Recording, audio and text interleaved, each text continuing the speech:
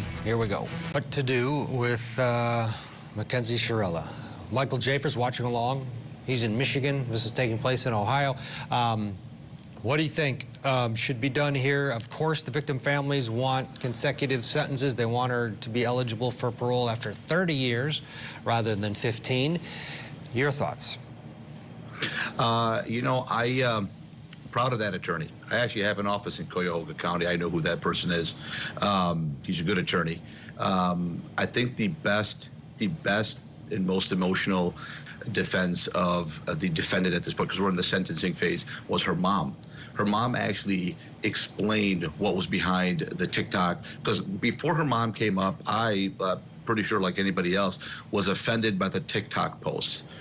Because they were clearly after the accident. They were within 3 months after the accident.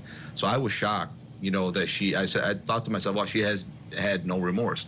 Her mom came up and explained those posts, and then I thought to myself, okay, there was always a second side to the story I didn't understand.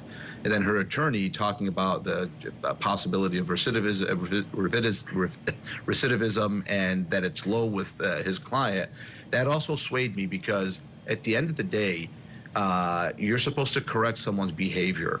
These two people lost their lives. He was correct. She's going to get flopped at least once. So even if she serves these sentences consecutively, you know, concurrently, she's still going to be in jail for at least 20 years. And to get out within 20 years, she has to prove to the parole board that she's a good person. So I was convinced and swayed by the oration of her mom and her defense attorney that, in my opinion, it should be a concurrent sentence, you know, where she serves the 15 years at the same time, because she's going to be in there for at least 20 years. At least with good behavior, she'll be out in 20 years. This happened when she was 17. This is sad. This is awful. You know, and one more thing I'll say, Ted, you know, when I was young, I'm sure like anybody else, I got behind the wheel. I got in cars with other people. Now when I look back at it, I don't know if I'll be comfortable seeing my kids get in the car with other kids, because I got in the car with other kids and they drove like madmen, right? And they drove and they weaved in and out of traffic, and we were young, and I didn't understand. I didn't appreciate the you know, the danger of it at the time. Nobody would do that right now. If I was in the car with somebody right now, I've got my seatbelt on, they've got their seatbelt on, they're obeying traffic signals, but I'm a 44-year-old man.